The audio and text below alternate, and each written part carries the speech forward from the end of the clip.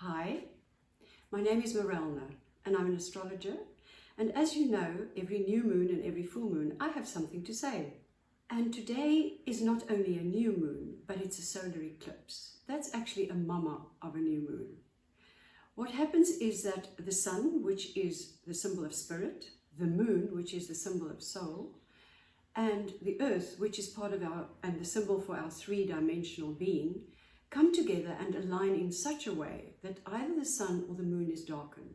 And it's a total solar eclipse, so the sun is darkened completely.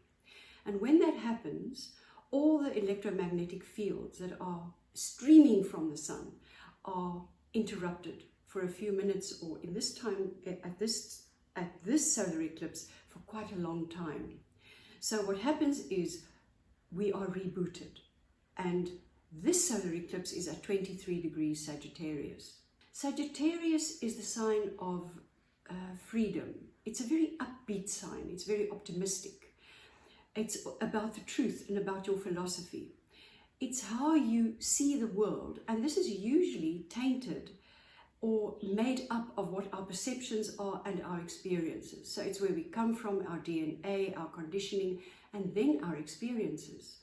And every experience we have that is out of our comfort zone is a Sagittarius experience, because that changes your whole, shall I say, your angle of entry into the earth, your philosophy. At the end of 2001, we had an eclipse in the same degree, or I think it was a degree apart, but in the same place in the chart.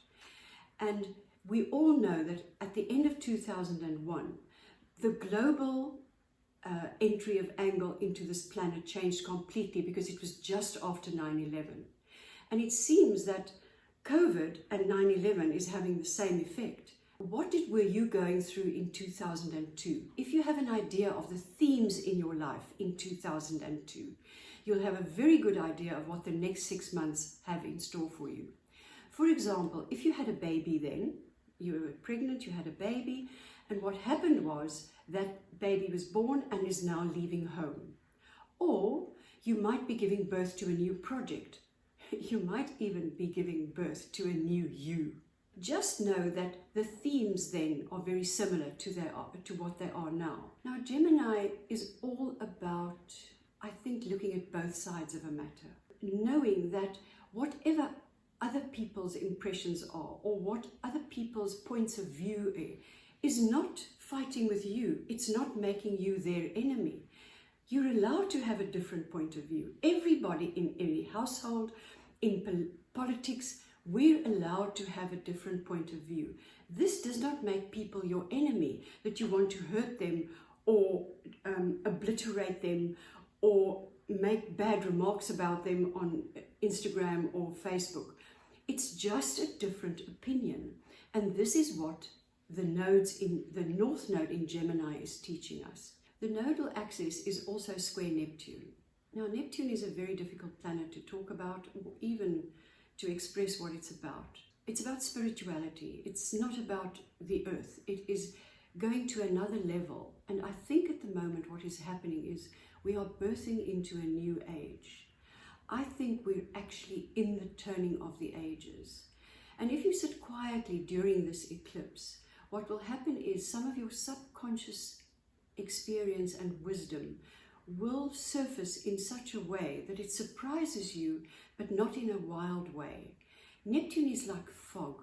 It kind of takes over and then moves away, and then we have new insights. Just know that you might be driving in your car and suddenly realize this is not where you want to go. Know that Neptune is elusive, that it teaches you things suddenly but very clearly. It seems that the vibration that we're moving into is about much more harmony with the unseen world, much more harmony with our spirituality. Jupiter is expansion and Saturn is reality and contraction. The one is about the heavens and the other is about earth. It's about bringing heaven and earth together. Usually Jupiter and Saturn come together every 20 years. And what happens is, when that happens, is it sets the tone for a new economic cycle.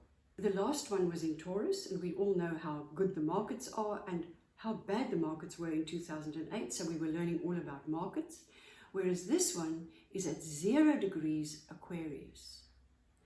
Interestingly enough, the last time Jupiter and Saturn came together in Aquarius was in 1405, and we all know that was the beginning of the Renaissance.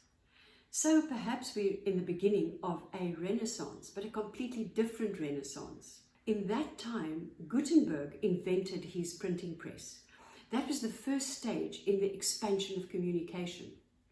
The age of Aquarius is a completely different and definitely a second stage in this age of communication. And we also need to put in checks and balances about how we communicate and where we communicate. It's up to your intuition and your feeling about what you can believe and what you can't believe.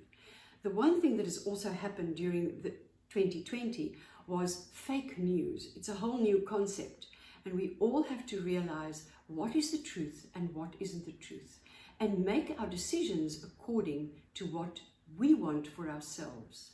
The Sabian symbol for this degree, for 23 degrees Sagittarius, is a bluebird perched on the gate of a cottage. Now, we all know that the bluebird is the symbol for happiness, but blue is also the color of the more spiritual aligned. And it's not only about being spiritually aligned, it also is it has to do with the throat chakra, with the blue. So it's also about communicating happiness. We all know that a cottage is usually an older part of a social environment. It's been there for a time. And I would like to read to you what Dane Raja, who does the Sabian symbols, or did the Sabian symbols, what he says about the bluebird of happiness.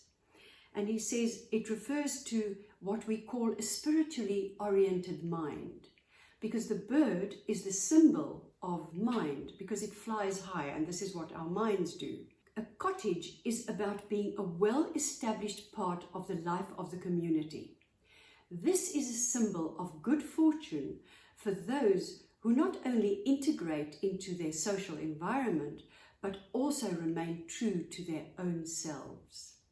That's all for today, but if you liked what I said and you got something from it, please listen again on the 30th of December when we have a full moon in Capricorn Cancer.